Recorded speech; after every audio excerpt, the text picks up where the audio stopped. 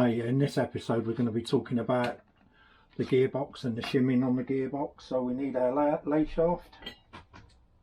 Voila, one lay shaft. And again, look at any damage. It should be nice and free and clean. And we've already discussed that they should be square profile. If I get the shim out of the way, you'll be able to see. So if you think of it, that's been in 5 years and I'm more than happy with that. That doesn't need changing. I will show you before we cut away what a new one looks like, as in brand new. Again, bearings, where you see whether the gear's been rubbing, bearings, they're all pretty good. So fourth gear, it's got a cut out that goes towards the rear hub, like so.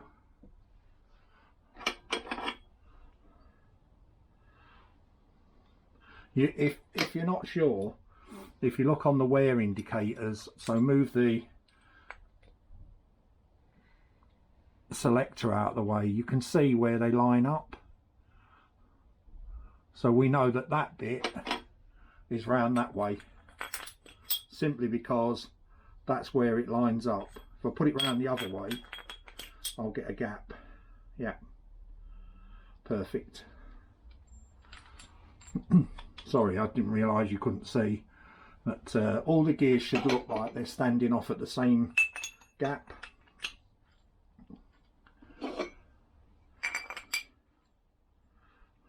Like that.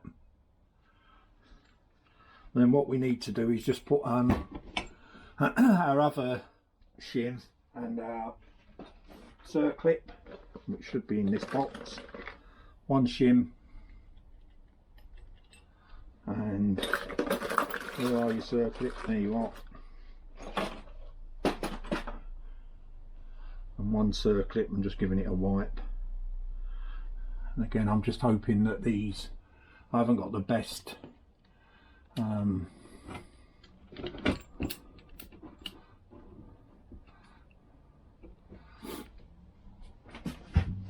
circlip pliers in the world. Just hoping that that'll open it big enough.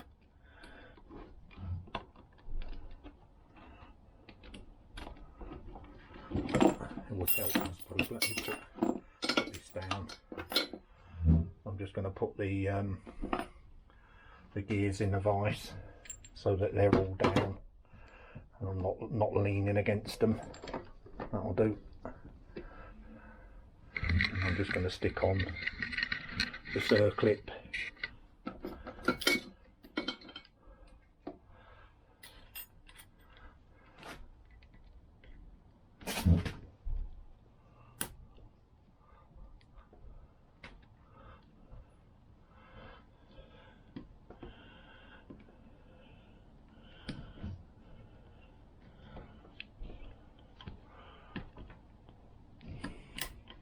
Probably have to use a screwdriver.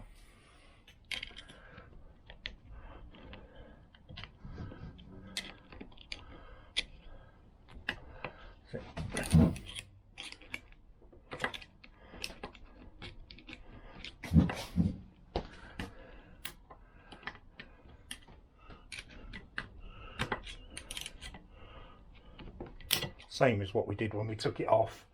And then what, if I take it out of the workshop, out of the vise I should say,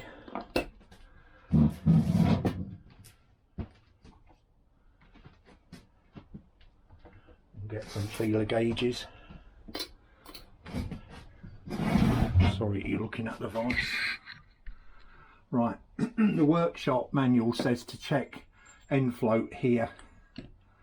So that's rear hub side, not this side, which is what I've always done in the past, and I think 99% of Joe Public does. I mean, you should be able to get your fingernails in there and little else. So I'm just going to stick the feeler gauges around the back and see what we can get in.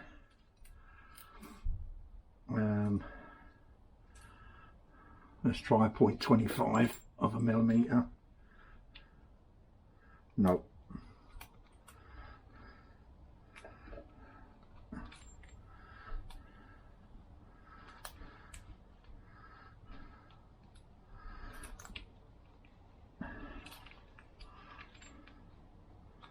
Yes, just about.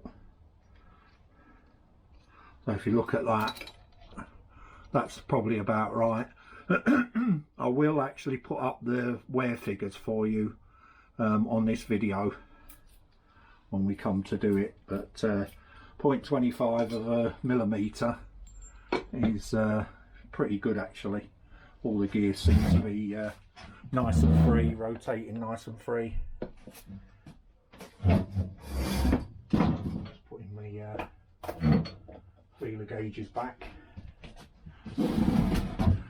I don't think it'll make much difference, to be honest, if you measure it from here underneath that circlet and the spacer. It's that's where everybody does it that I know of anyway, and I was always told when I started building Vespa engines, that's where you do it. So you know, that's from guys that have had their own shops, so there's no, see that's the only thing that's making a noise is the push drive. The gears themselves, there's no tons of play on them. I'm really happy with that gearbox. As I say, all the cogs themselves look really good nick. A couple of them I picked up a few bits of dirt, but hey ho. I'm waiting for the inside rear hub oil seal that I foolishly took out without checking the other one, but we all live and learn. Another no-no with these engines is never hit this. You're relying on that to be square on for your selection of your gears, because that's basically, your gears are turning and this moves in and out. If I can turn them around, see what I mean. So that would be first gear that's on at the moment. So that would be your rear wheel being driven in first gear, and you go slightly in a bit and it should free. So they're all free. That would be neutral, bit more in second, bit more in third, and a bit more in fourth. There, your 4 gears. It's quite a primitive setup.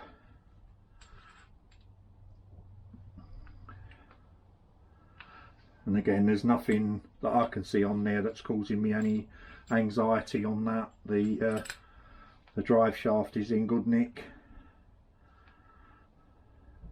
The gears are in good nick. I can take that apart when we come to build that. And the only other job I want to do today, if I spin the engine around again, I will seem to be on the wrong side of the engine.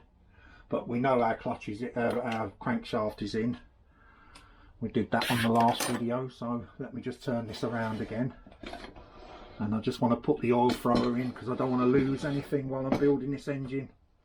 So if there's anything as you're building it you can put in, then you know, do it basically. So we're going up here. If I turn the engine a bit more around to you and take you up, the oil thrower slides in there. And if you remember what we were saying, or what I was saying I should say, the older ones used to have a spring loaded, like riveted to the engine case, the kickstart side, just like a flap, a metal flap that acted as a spring. So there's our oil thrower. I'm just going to give that a clean again, and I won't say it this time because you should have it in your head why I'm doing this. Somebody's breaking into somebody's car by the sound of it.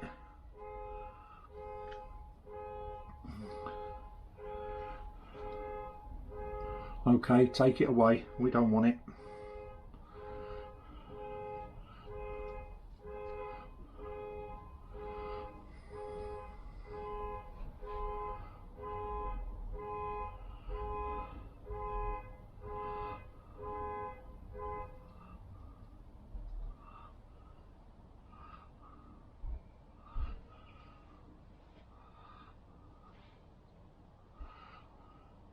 I'm just trying to think how this actually goes in. I think it goes like that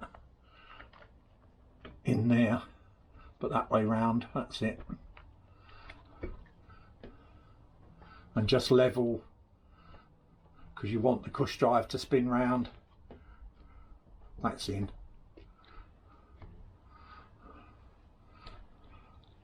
It basically stops all the gearbox oil from ending up at the clutch.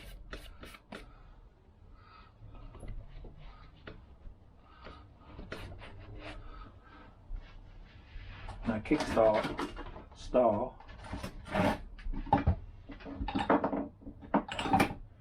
can't put it on yet, but it goes in on the cush drive. I'm just cleaning it again. So it goes in like that, and then that's what kicks, as you kick down on your Kickstarter, that's what turns the engine over.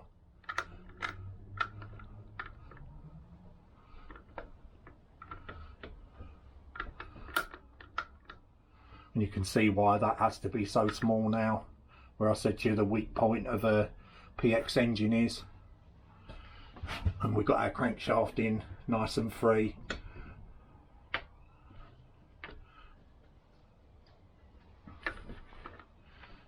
Yeah, I think I'll call this video a day now, because you can see how that works.